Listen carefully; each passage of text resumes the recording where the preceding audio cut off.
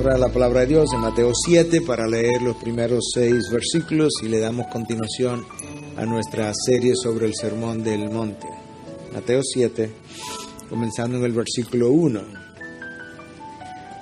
No juzguéis para que no seáis juzgados, porque con el juicio con que juzguéis seréis juzgados, y con la medida con que midáis se os medirá. ¿Y por qué miras la mota que está en el ojo de tu hermano y no te das cuenta de la viga que está en tu propio ojo? ¿O cómo puedes decir a tu hermano, déjame sacarte la mota del ojo cuando la viga está en tu ojo? Hipócrita, saca primero la viga de tu ojo y entonces verás con claridad para sacar la mota del ojo de tu hermano. No deis lo santo a los perros, ni echéis vuestras perlas delante de los cerdos, no sea que las huellen con sus patas y volviéndose os despedacen. Padre, gracias por estas palabras sobrias acerca de la manera como nosotros no debemos hacer las cosas. Te pedimos, Dios, que tú nos dé un espíritu sensible al escuchar estas palabras.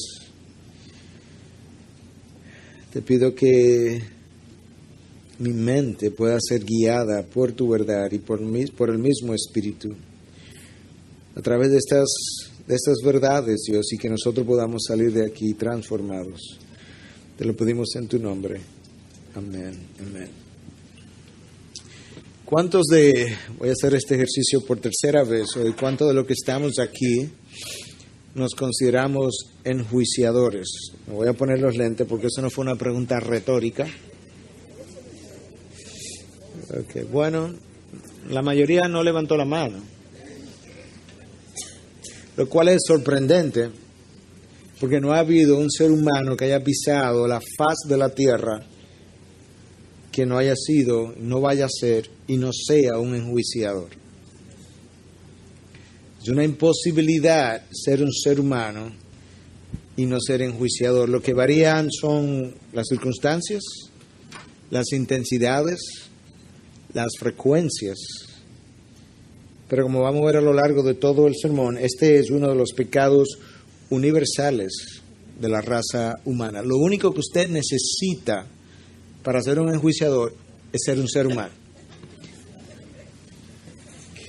Lo peor de todo, como el ejercicio mostró, es lo siguiente. Déjame leerte este párrafo de un libro que estaba leyendo que se llama How to Make Judgment Without Being Judgmental. Cómo hacer juicios sin ser enjuiciador.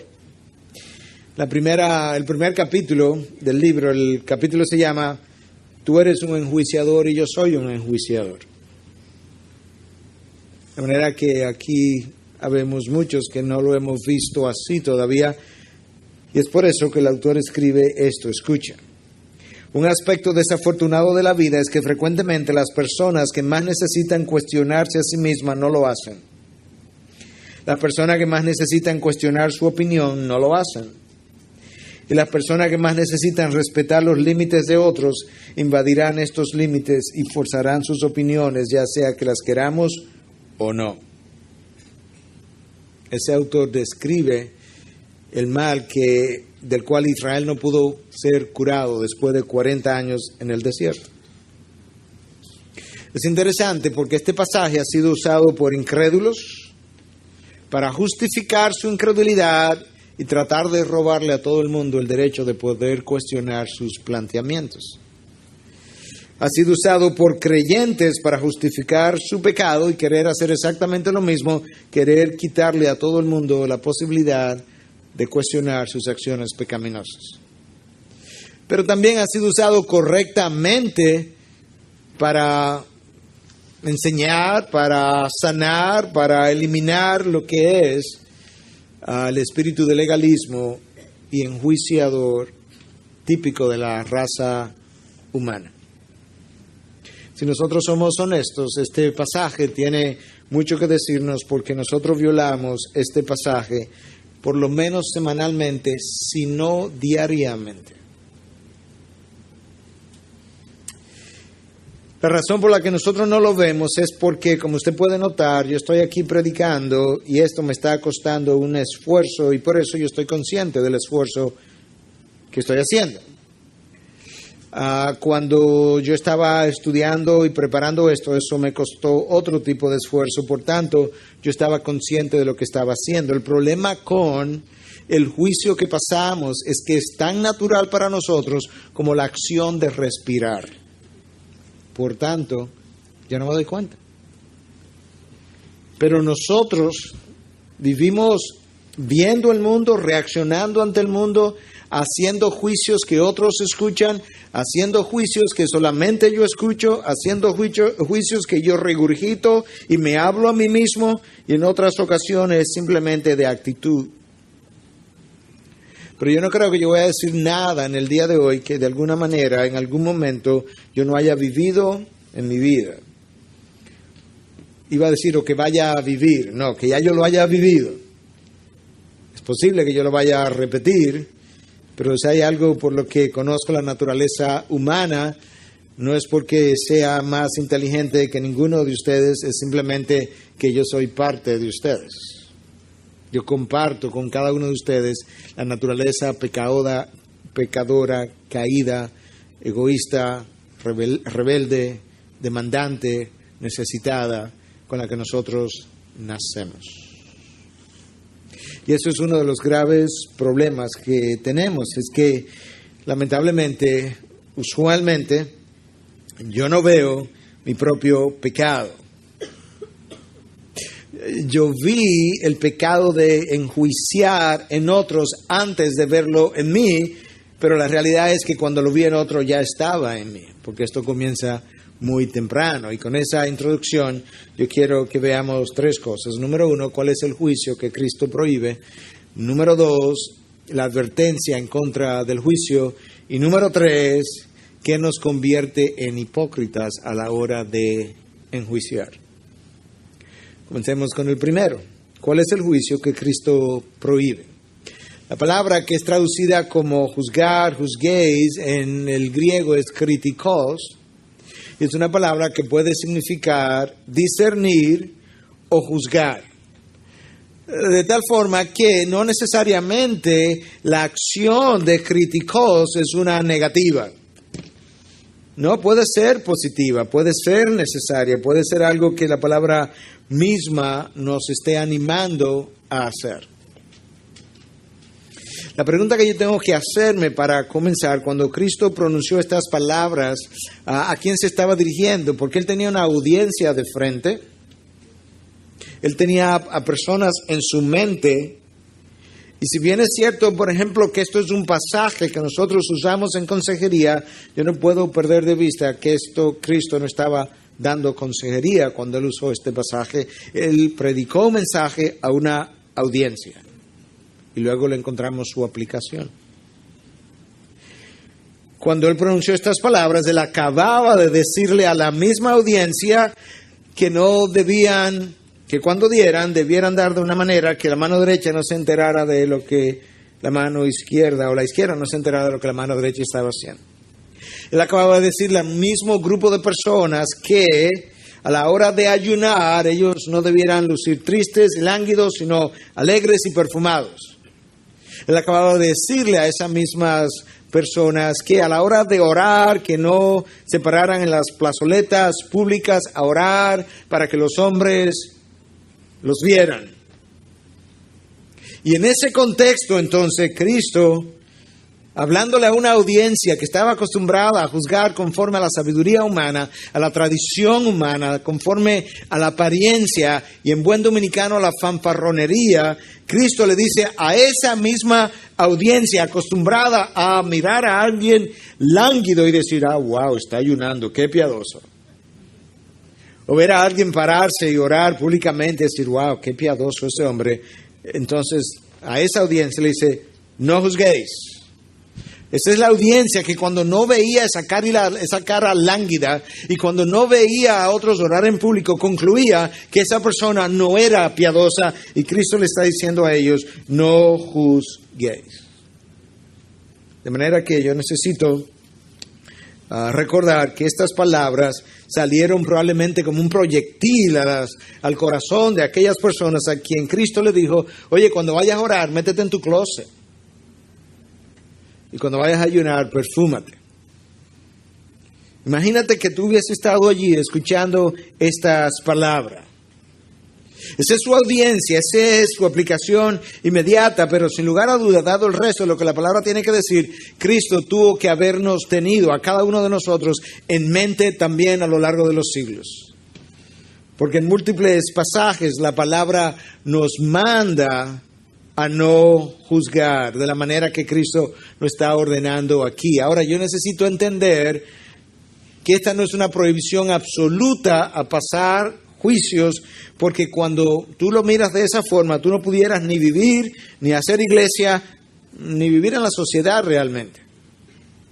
Cuando tú entrevistas a alguien, por ejemplo, y le dices, mira hermano, tú no estás listo para bautizarte, yo tuve que evaluar su testimonio, su obrar, yo tuve que evaluar si estaba listo o no, y luego pasar un juicio y decir, no estás listo. Cuando tú haces disciplina pública en la iglesia, tú tienes que evaluar el testimonio de la persona, los hechos, y tú tienes que pasar un juicio al final y determinar si va a ir a disciplina pública o no. En la sociedad nosotros necesitamos cortes judiciales. León Tolstoy, aquel novelista ruso famoso, autor de la gran obra aquella Guerra y Paz, leyendo el Sermón del Monte, pensó que este sermón había que aplicárselo a la sociedad y llegó a la conclusión errada de que nosotros no debíamos tener cortes judiciales para no vivir juzgándonos unos a otros. Qué ingenuo Tolstoy. Si esto representara una prohibición absoluta en contra del juicio, ¿qué yo hago con el versículo 6? No deis lo santo a los perros, ni echéis vuestras perlas delante de los cerdos, no sea que las huellen con sus patas y volviéndose os despedacen. ¿Qué hago con eso? Porque para yo no darle las perlas, la palabra de Dios, a aquellos que Cristo llama perros y cerdos, yo tengo que medir, valorar y decir, estos parecen ovejas y estos parecen perros y cerdos. ¿Quiénes eran ellos? Aquellos que abiertamente se habían opuesto al Evangelio y estaban de hecho bajo juicio de Dios en ese momento. Y Cristo dice, no pierda tu tiempo, ya ellos están enjuiciados. Pero yo necesito hacer esa diferenciación. Si yo no puedo hacer ningún tipo de juicio, ¿qué hago con el versículo 15 y 16? Cuidado de los falsos profetas que vienen a vosotros con vestidos de ovejas, pero que dentro son lobos rapaces. Por sus frutos los conoceréis. ¿Acaso se recogen uvas de los espinos o higos de los abrojos? Para yo saber quiénes son los verdaderos maestros y los falsos maestros, para yo conocerles unos a otros por sus frutos, yo voy a tener que hacer una evaluación de sus vidas, sus frutos, sus enseñanzas. De manera que, otra vez, yo necesito entender, bueno, quizás no es esto exactamente lo que Cristo nos está diciendo. Yo necesito saber qué tipo de juicio es que Él estaba prohibiendo. Déjame darte uno o dos más textos. 1 Corintios 10:15. Os hablo como sabios, juzgad vosotros lo que digo. Pablo dice, juzgad lo que yo digo, hagan juicio de mis enseñanzas. Él le da permiso para que lo puedan hacer. Déjame darte otro más. La primera carta a los Corintios también. 1 Corintios 14:29. Y que 2 o 3 profetas hablen y los demás juzguen. Ahora se le estaba dando permiso a la congregación para pasar juicio sobre los pronunciamientos de los profetas en el contexto de lo que estaba ocurriendo en Corinto en ese momento. De tal forma entonces que yo necesito saber con mejor definición qué puedo hacer y qué no puedo hacer, de qué manera yo peco y de qué manera no peco.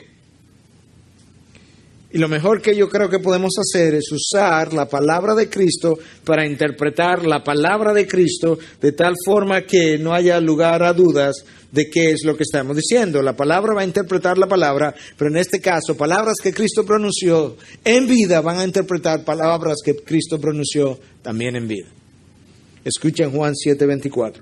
no juzguéis por la apariencia. Ahí tengo una prohibición con un calificativo. No juzguéis por la apariencia, sino juzgad con juicio justo. Ahora tengo un permiso para hacer un tipo de juicio distinto al anterior, la prohibición y el permiso, ambos dados por el mismo que pronunció las palabras del Sermón del Monte: no juzguéis.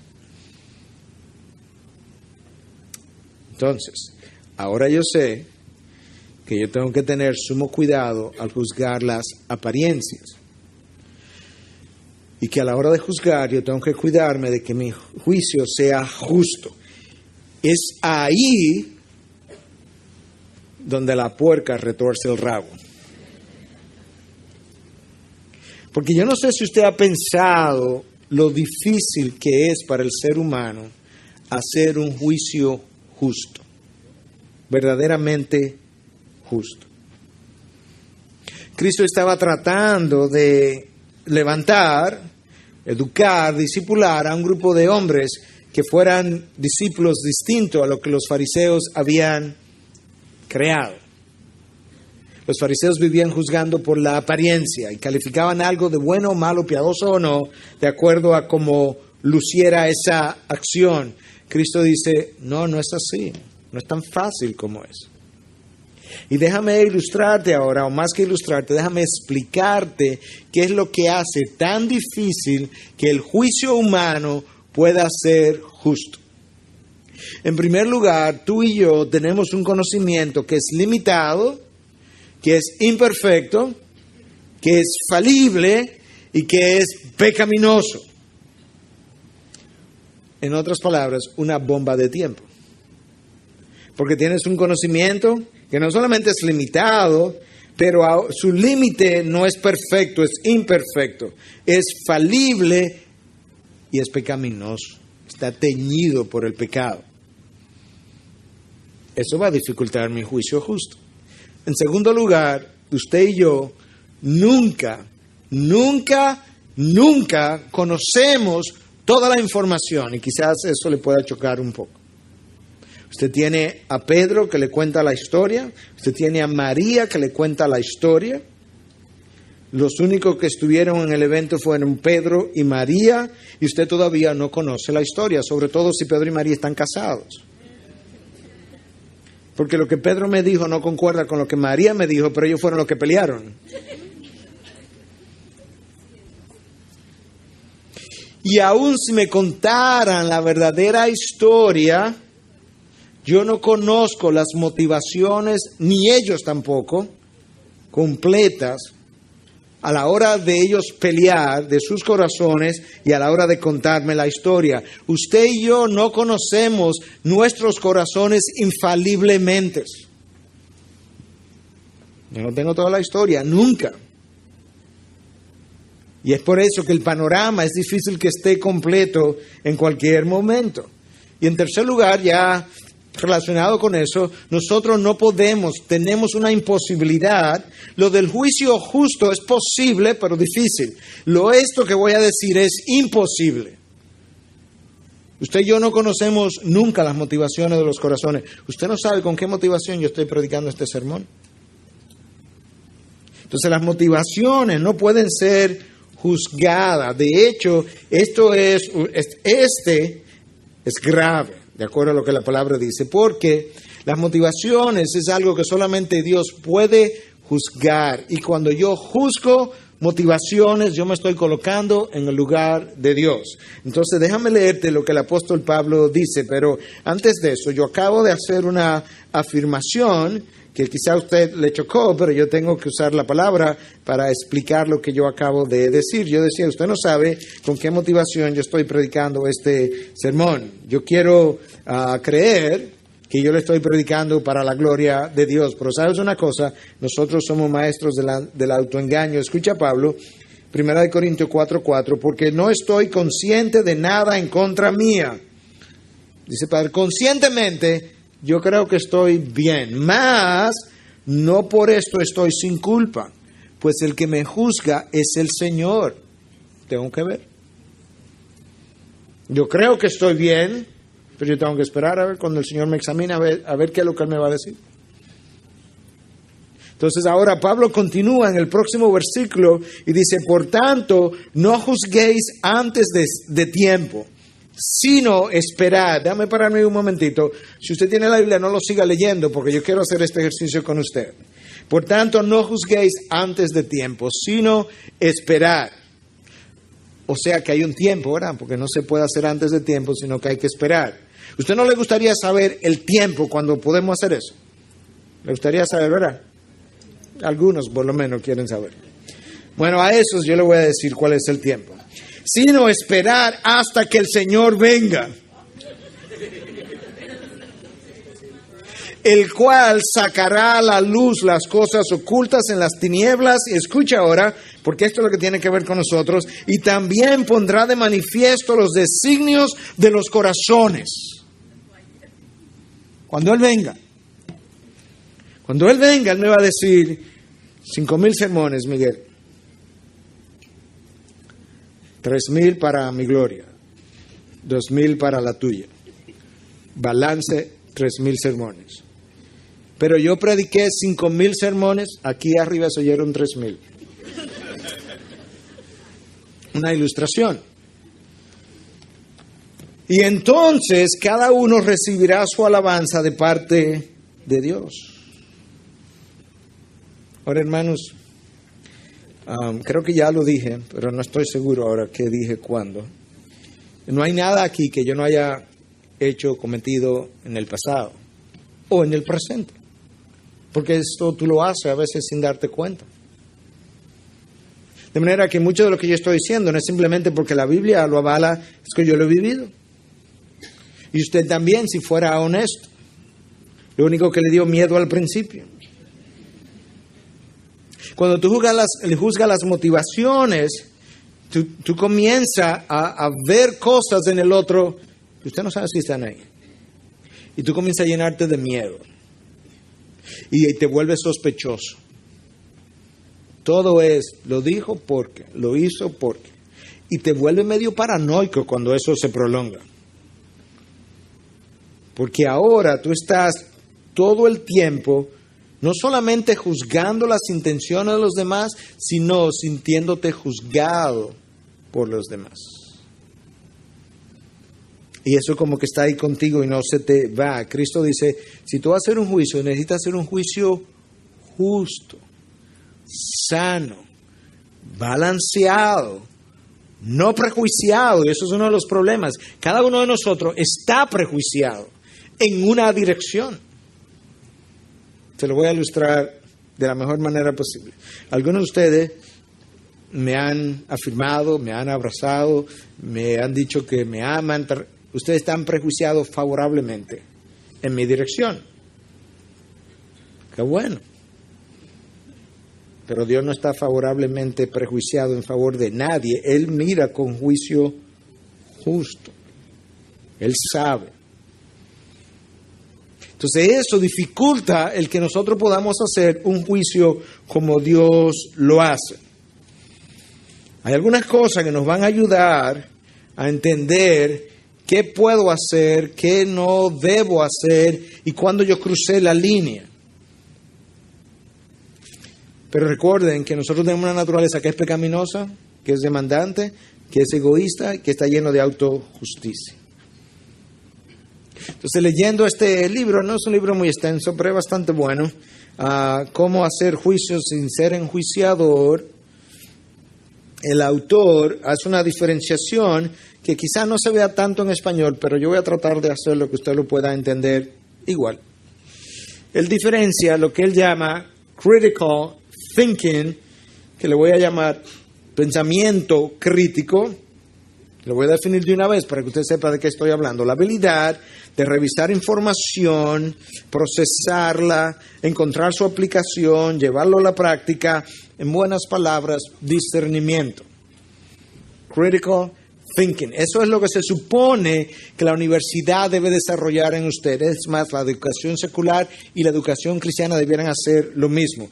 De eso es que se quejan los educadores modernos cuando dicen que la educación contemporánea no estimula el pensamiento crítico en los estudiantes porque o es muy superficial o es un embotellamiento.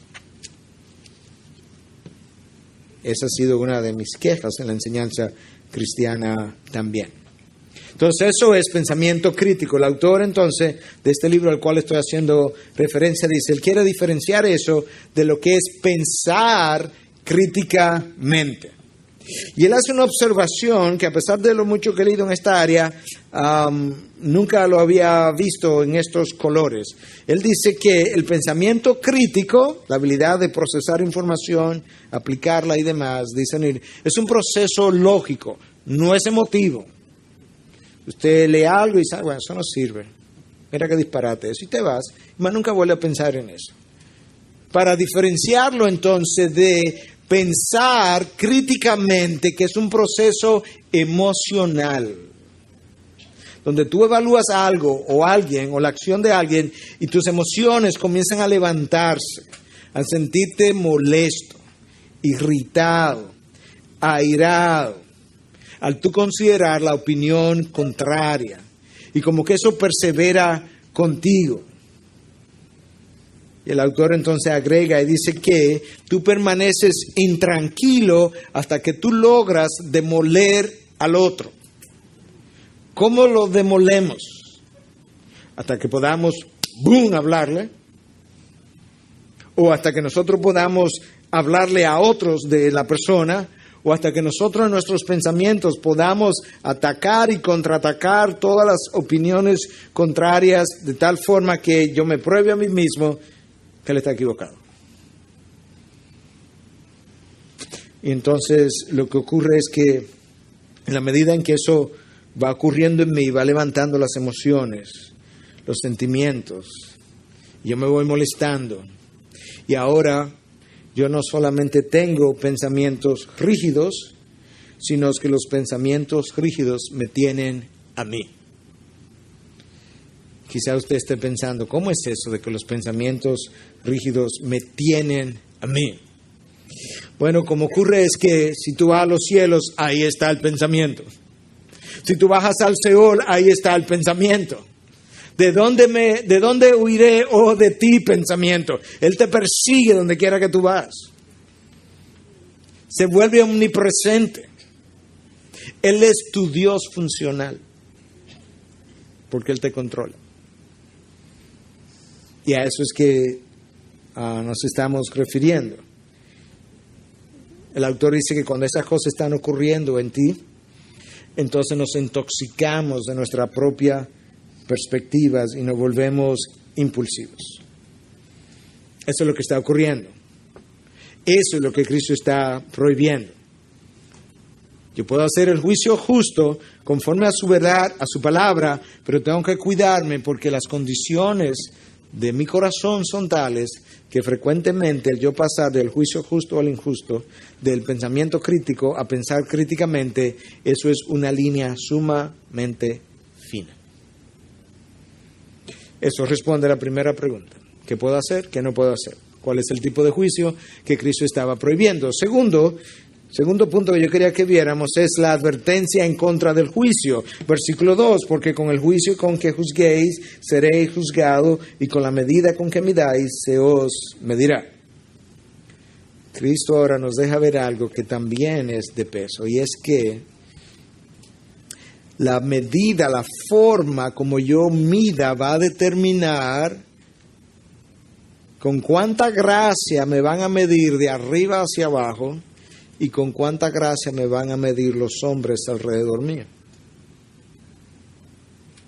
Cuando yo juzgo de una manera injusta, pecaminosa, ahora pensando en Dios que me va a juzgar de una forma similar, Dios no se va a convertir en una persona pecaminosa para juzgarme pecaminosamente. Sería una imposibilidad para Dios hacer eso. Lo que Dios sí va a hacer es, habiendo notado la falta de gracia en ti hacia el otro, esto se va a devolver se va a devolver de arriba hacia abajo ahora en una disminución de su gracia hacia ti, de tal forma que yo pueda experimentar lo que el otro siente cuando tiene una escasez de gracia y yo voy a comenzar a sentir los efectos de eso.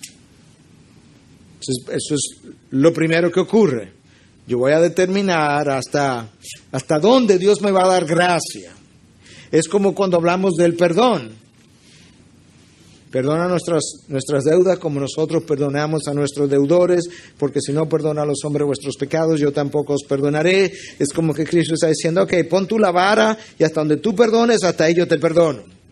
En este caso es, ok, pon tú la vara, hasta donde tú tengas gracia, hasta ahí yo voy a tener gracia contigo, pero yo no voy a pecar la manera como tú pecaste. Ahora hay otra forma como esto está ocurriendo, es que Dios en su forma orquestadora va a hacer que la falta de gracia que yo tuve hacia mis hermanos se devuelva de mis hermanos hacia mí o de mi vecino hacia mí en la misma medida.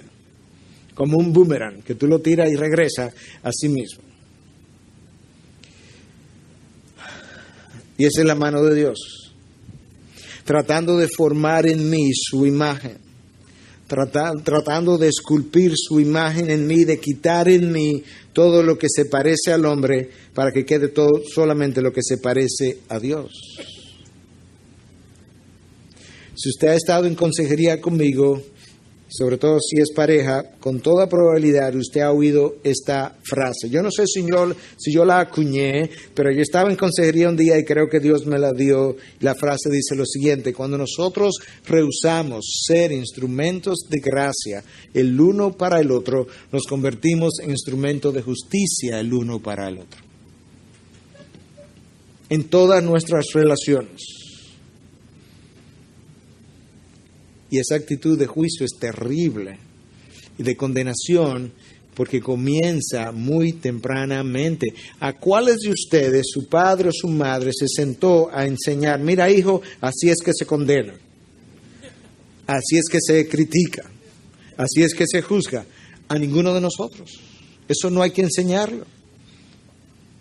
Probablemente usted pasó, si tuvo hijo de 2 años, 3 años, y si lo tiene ahora de meses, le va a pasar cuando ellos lleguen a los 2 años o los 3 años. Entonces, lo que va a pasar, usted está dedicado a este hijo, usted se ha levantado múltiples veces de noche, usted lo ha limpiado por delante, lo ha limpiado por detrás, lo ha limpiado cuando él estaba oloroso, lo ha limpiado cuando no estaba tan oloroso, usted le ha dado comida, usted lo ha amamantado, y un día, el niño tiene 2 años, y él quiere un caramelo que usted entiende en ese momento que él no debe tener. Y dice, mira papi, no, ahora no. ¡Es mala! A él se le olvidaron 2 años de cuidado en un acto, porque simplemente tú no llenaste lo que yo demandaba, yo te condené y te llamé malo. En 1 minuto. Eso es lo que ocurre con el yo cuando sus demandas no están siendo satisfechas, y es que entonces el yo condena, porque el yo necesita satisfacción, y la manera como el yo puede estar satisfecho es o me das lo que demando o te condeno para que me lo des. Eso es lo que está pasando. Eso es como nosotros somos. Y se comienza a evidenciar muy tempranamente. Y así crecemos. Y eso que el niño hace a los 2 años, nosotros lo hacemos exactamente igual a lo largo de toda nuestra vida adulta. Y Cristo dice, oye, ya has crecido y tienes un problema. ¿Cuál es el problema? Es que con frecuencia te veo tratando de sacar esta mota del ojo de tu hermano. Pero cuando veo tu ojo, yo veo un tronco, una viga en tu ojo. ¿Por qué te empeñas a sacar la mota del ojo de tu hermano cuando tienes una viga en tu propio ojo? Recuerda cuál era la tercera pregunta, el tercer punto que queríamos explorar. ¿Qué nos convierte en hipócrita? Esto es, hipócrita, saca primero la viga de tu ojo y entonces verá con claridad para sacar la mota del ojo de tu hermano. Entonces la pregunta es, ¿qué es lo que me convierte en hipócrita? Bueno, si yo tengo una viga y mi hermano lo que tiene es una mota, eso implica una de varias cosas. que quizás yo estoy condenando en mi hermano un pecado que es más pequeño que el pecado del cual yo soy culpable. Quizás pecado de orgullo, por ejemplo, es delante de Dios. Dios se opone al orgulloso. El pecado de rebelión de los hijos contra los padres, de nosotros contra las autoridades, Dios considera eso equivalente al pecado de hechicería. Entonces quizás estamos condenando algo pequeño en otro cuando nosotros mismos tenemos algo monumental en nuestras vidas. Eso es una forma como Cristo nos dice, hipócrita. O puede ser que lo que yo esté condenando en ti sea más pequeño que la actitud con la cual yo lo condené. Como cuando, lo voy a volver a mencionar, aunque ya yo sé que lo he usado en otras ocasiones, como cuando Moody fue a visitar a Spurgeon. Y Spurgeon era el héroe de Moody. Moody está en el primer piso esperando que él baje y Spurgeon viene con un cigarro en la boca. Ahora escúchame, en aquella época nosotros no conocíamos los efectos dañinos del tabaco como lo conocemos hoy, de manera que no salga de aquí diciendo, usted ve que el fumar no hay ningún problema, bueno, y hasta Spurgeon fumaba. Ese no es el punto. El punto que estamos estableciendo es que cuando él baja, Moody le dice, ¿cómo es posible que un hombre como tú pueda tener un cigarro en la boca? Y Spurgeon le dice, de la misma manera que, ¿cómo es posible que un hombre como tú me puedas hablar de la manera que me estás hablando? Entonces, a veces nuestra forma de condenar la acción en el otro es peor, más self-righteous, más autojusta que la forma que lo que el otro realmente está haciendo o está cometiendo. Esa es otra manera de ser hipócrita. Y hay una tercera que la palabra denuncia, que es común, que es usualmente lo que el ser humano hace. Y es que nosotros tendemos a condenar la misma acción que nosotros cometemos.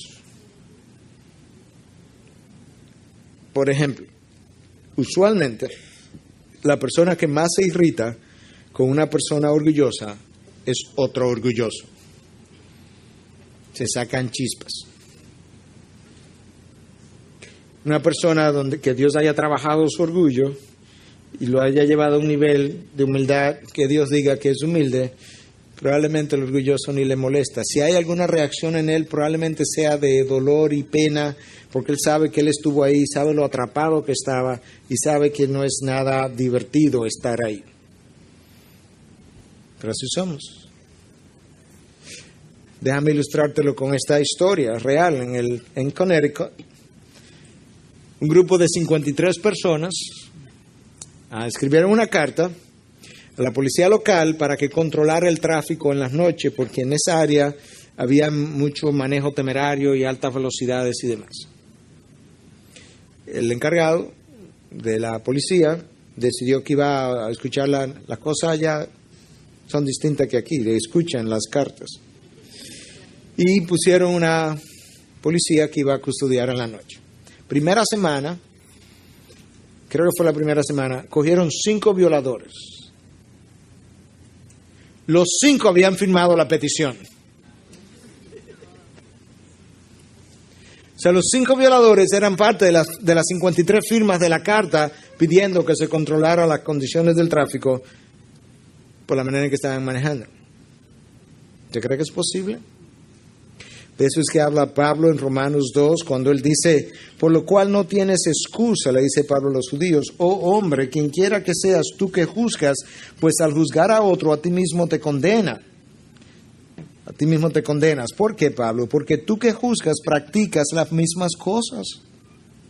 Y sabemos que el juicio de Dios justamente cae sobre lo que practican tales cosas. ¡Wow! No es que quizás, tal vez, no sabemos, dice Pablo, que el juicio de Dios justamente cae sobre lo que practican tales cosas. ¿Por qué? Porque no puede ser que tú estés condenando, como hijo de Dios, lo mismo que tú practicas. Es la parábola de los talentos, de las deudas. Al que le perdonaron una deuda grande y el otro que no quiso perdonar una deuda pequeña. Y piensas esto, oh hombre, tú que condenas a los que practican tales cosas y haces lo mismo, que escaparás al juicio de Dios. Léase, no va a escapar. Esa es la tercera manera como podemos ser hipócritas.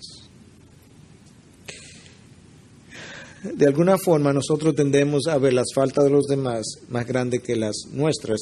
Y la viga, yo quiero sugerirte que es eso que está en mí que dificulta mi pensamiento lógico, racional, justo, santo, balanceado. Y que el principal componente de esa viga es el orgullo humano. Que Agustín entendía que era la raíz de todos los pecados. Yo no sé si él está teológicamente correcto, pero debiera. Porque el orgullo es lo que inicia la rebelión en los cielos y el orgullo es la que inicia la rebelión en el reino de los hombres. Y de ahí el resto del desastre. Oye, la mejor definición que yo he oído del orgullo y la más corta. Yo no sé cómo alguien pudo haberlo dicho tan bien y tan corto. El orgullo es, aquí viene la definición, preocupación con el yo. No puede ser más corto de ahí. Preocupación con el yo. El orgullo tiene que ver con el yo, tiene que ver conmigo y tiene que ver con lo mío. Si no soy yo, por lo menos que sea conmigo. Y si no va a ser conmigo, que sea por lo menos con lo mío. Pero yo tengo que estar por ahí. Entonces el yo quiere ser satisfecho. Y cuando él no es satisfecho, él se aira y condena. Entonces ese orgullo que juzga tiende a hacerlo a dos niveles distintos. El orgullo se siente superior en dos niveles distintos. Se siente superior en conocimiento y se siente superior en el ámbito moral. El conocimiento envanece, decía el apóstol Pablo. Pero nota que el énfasis está en que el orgullo se siente superior en conocimiento, porque el orgullo no necesita tener más conocimiento para sentirse superior. El orgullo no tiene que tener más conocimiento que el otro para sentirse superior. Te lo voy a ilustrar de dos maneras. Algunos de ustedes han oído los programas, los comentaristas de radio, en la mañana, en la tarde. ¿Se lo ha oído, verdad? Yo digo, este país está mal porque quiere, porque nada más hay que ponerlo a ellos a dirigir la nación. Ellos saben todas las soluciones a todos los problemas. No, ellos no saben más que personas que han sido entrenadas en esas áreas. Pero se sienten superiores. El orgullo se siente superior en conocimiento, aunque no lo tenga el conocimiento. Te lo voy a ilustrar ahora en mi vida personal. En medicina hay un síndrome del cual yo me enfermé, porque yo fui estudiante de medicina, y se llama el síndrome del estudiante de medicina. Se llama así aquí, se llama así en Estados Unidos. Te das cuenta que es el corazón. Tú estás en tercer año de medicina, no sabes nada, te sientas a oír conferencias y comienzas a criticar al conferencista. Tú terminas tu profesión, todavía no has comenzado tu especialidad, tú llegas a Estados Unidos y te sientas a oír los especialistas y tú comienzas a decir, pero él no dijo esto, pero él no dijo aquello, eso no es así. Por eso es que el orgullo se siente superior en conocimiento, pero él no tiene que tener más conocimiento para sentirse superior. El conocimiento envanece. Y el orgullo se siente superior moralmente. Soy más espiritual, estoy más avanzado, estoy más santificado. Hermano, no hay duda de que en el reino de los cielos hay personas más y menos santificadas. Que lo diga Dios. Que lo diga Dios. No nosotros. Y nosotros los que somos evangélicos somos más vulnerables a sentirnos moralmente superior al hermano o al que está ahí afuera, que lo diga Dios también. No tú. Mira qué es lo que hacemos. Nosotros tomamos una persona, lo convertimos, le inyectamos doctrina, le inyectamos conocimiento y le inyectamos orgullo, todo a la misma vez, a la vez. Como hacían los fariseos. Escucha a Cristo en Mateo 23:15. Ay de vosotros, escribas y fariseos hipócritas, porque recorréis el mar y la tierra para hacer un prosélito, y cuando llega a hacerlo, lo hacéis hijo del infierno 2 veces más que vosotros. ¿Te imaginas que tú hubieras sido un fariseo ahí, está oyendo a Cristo decir esto? O sea, tú lo haces, tú lo conviertes a tu religión, y dice, ya tú eres un hijo del infierno, y tú lo conviertes 2 veces más hijo del infierno. En otras palabras, lo hace todavía con mayor autojusticia que tú mismo. Por eso se ha dicho siempre, aún en el mundo secular, que los seguidores son más radicales que los maestros. Si no lo crees, mira el grupo de los 12 y a Jesucristo. 2 de los 12 querían hacer llover fuego del cielo porque eran más radicales que Jesucristo. Tenían menos santidad, pero eran más radicales.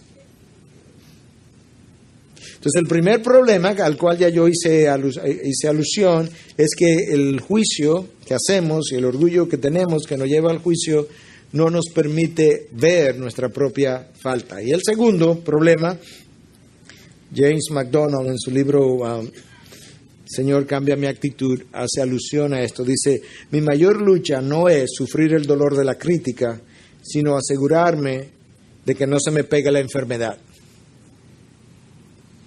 Porque la crítica es contagiosa. Se te pega a ti, de mí, y se me pega a mí, de ti.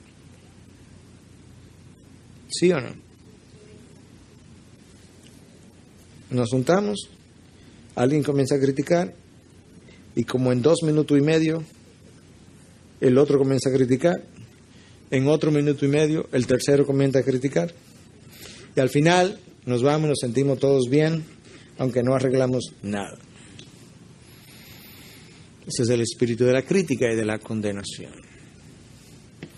El apóstol Pablo, para ir cerrando, nos explica en Romanos 14 por qué eso no es buena idea. 14:4, ¿quién eres tú para juzgar al criado de otro? Para su propio amo está en pie o cae, y en pie se mantendrá, porque poderoso es el Señor para sostenerlo de pie. Él le pertenece al Señor. Tenemos que hacer juicio justo conforme a la palabra, pero al mismo tiempo tenemos que ser cuidadosos de que al pasar los juicios nosotros no experimentemos nuestras emociones elevándose, que son la indicación de que ya yo pasé hace tiempo del pensamiento crítico a pensar críticamente. Y este es uno de las cosas que la palabra de Dios más ataca, porque es una de las cosas que más daño hace. Entre los ancianos hemos estado conversando últimamente la necesidad de crear una cultura de ser estimuladores, estimulantes, que nos llenemos que nos afirmemos el uno al otro. De tal forma que cuando tengas que llamarle la atención a un hermano, esa no sea la primera vez que él oiga de parte de ti algo, sino que a lo largo del camino le haya podido oír cosas afirmativas de su caminar o de su llamado o de cómo lo ves o de cuánto te alegras cuando lo ves, algo que lo afirme, de manera que a la hora de tener que hacer un llamado no sea ahora por vez primera que él tenga que oír, y lo que va a oír no lo va a afirmar sino a negar. Y a veces son cosas sencillas. Alguien me decía en la congregación, el otro día, yo le pregunté hace poco, ¿cómo está tu enfermedad? Y me dijo, una semana después, por allá, le mira, ¿cómo está tu hijo? Y me dijo. Y luego aproveché y me dijo, pastor, usted no sabe cuánto significaron esas 2 preguntas. Una, que me preguntara acerca de mi enfermedad, y 2, acerca de mi hijo. No cuesta mucho trabajo esto. yo mismo estoy tratando de aprenderlo. No es mi naturaleza, yo vivo involucrado en 1000 cosas, mi mente vive en 1000 cosas al mismo tiempo, y no es mi naturaleza al pensar de esa manera, de forma natural, pero por la gracia de Dios yo estoy tratando de hacer un ejercicio de que eso cambie. Si nosotros no nos animamos a nosotros mismos, si no nos afirmamos unos a otros, no a mí mismo, sino unos a otros, si no nos motivamos unos a otros, ¿quién lo va a hacer? Si el pueblo de Dios no sabe hacerlo, ¿quién lo va a hacer entonces? Necesitamos más Bernabés en medio de la iglesia, hijos de consolación,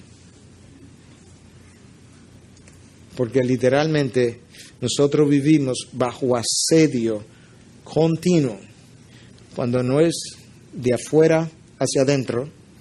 La sociedad en que vivimos es nuestro mismo corazón que genera el asedio con nuestras emociones caídas, pecaminosas, autocondenaciones y una serie de emociones pecaminosas que destruyen mi relación con Dios. Yo tengo que luchar en contra de eso, de tal forma que yo pueda pensar continuamente en todo lo bueno, en todo lo amable, en todo lo justo, en todo lo digno, en todo aquello que tenga alguna virtud.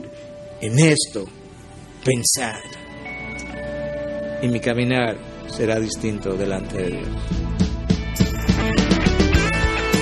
Integridad y Sabiduría es una producción que llega hasta ustedes gracias a los aportes de individuos y empresas comprometidos con la defensa de la fe. Para más información, preguntas y comentarios, visite nuestra página de internet www.integridadysabiduría.org. En esta página encontrará información sobre la producción de este y otros recursos que ponemos a su disposición, como también las formas en las que usted puede contribuir con la producción de programas como estos. Les invitamos nuevamente a visitar nuestra página de internet www.integridadysabiduría.org. Será hasta la próxima, cuando nos reencontremos con Integridad y Sabiduría.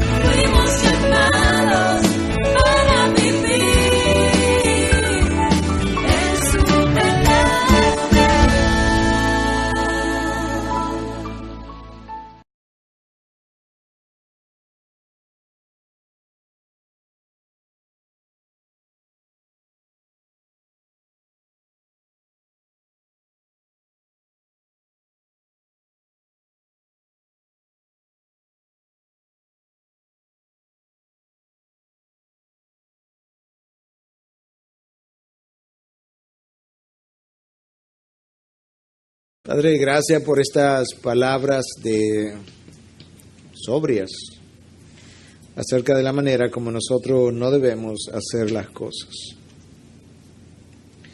Te pedimos, Dios, que tú nos des un espíritu sensible al escuchar estas palabras. Te pido que mi mente pueda ser guiada por tu verdad y por el mismo espíritu a través de estas verdades, Dios, y que nosotros podamos salir de aquí transformados. Te lo pedimos en tu nombre. Amén. Amén. Voy a hacer este ejercicio por tercera vez hoy, ¿cuántos de los que estamos aquí nos consideramos enjuiciadores?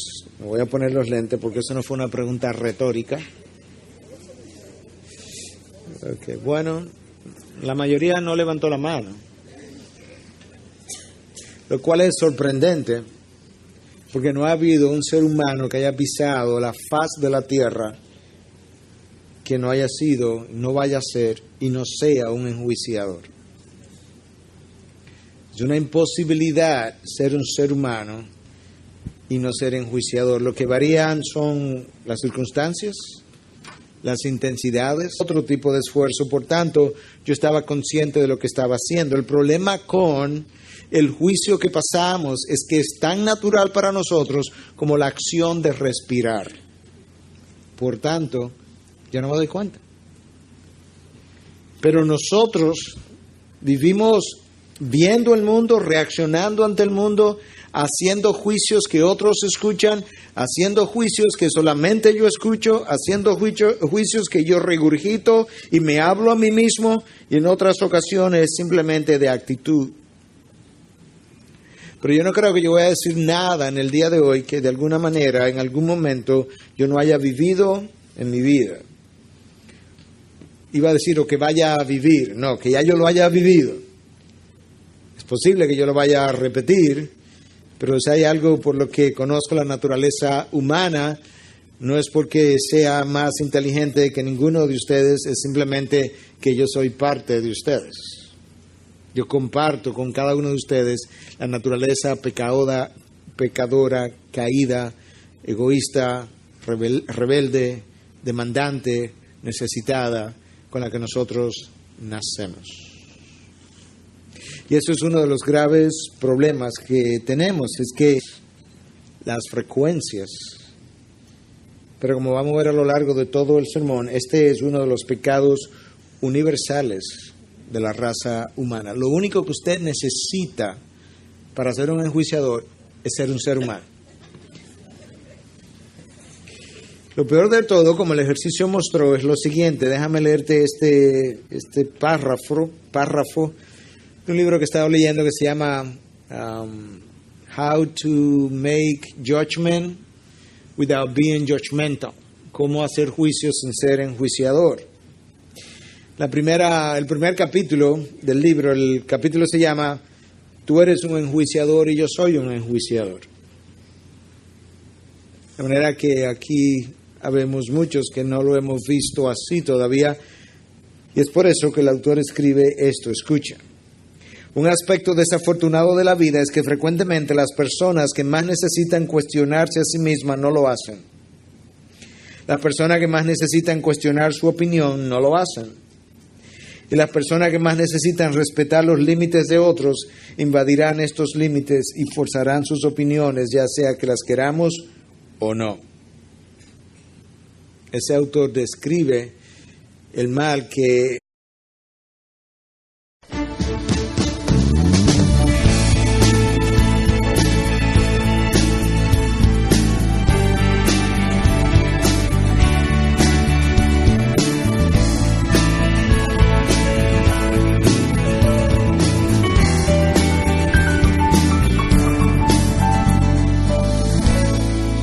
abra la palabra de Dios en Mateo 7 para leer los primeros 6 versículos y le damos continuación a nuestra serie sobre el Sermón del Monte.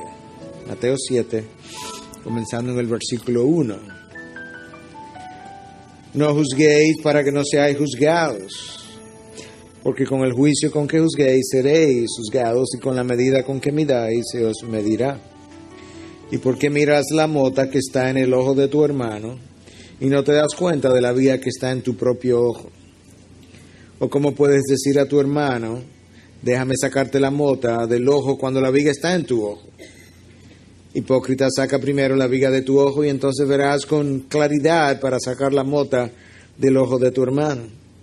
No deis lo santo a los perros, ni echéis vuestras perlas delante de los cerdos, no sea que las huellen con sus patas y volviéndose os despedacen. Del cual Israel no pudo ser curado después de 40 años en el desierto. Es interesante porque este pasaje ha sido usado por incrédulos para justificar su incredulidad y tratar de robarle a todo el mundo el derecho de poder cuestionar sus planteamientos. Ha sido usado por creyentes para justificar su pecado y querer hacer exactamente lo mismo, querer quitarle a todo el mundo la posibilidad de cuestionar sus acciones pecaminosas. Pero también ha sido usado correctamente para enseñar, para sanar, para eliminar lo que es el espíritu de legalismo y enjuiciador típico de la raza humana.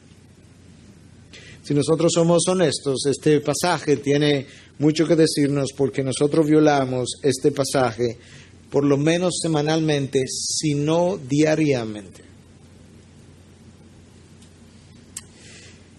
La razón por la que nosotros no lo vemos es porque, como usted puede notar, yo estoy aquí predicando y esto me está costando un esfuerzo y por eso yo estoy consciente del esfuerzo que estoy haciendo. Cuando yo estaba estudiando y preparando esto, eso me costó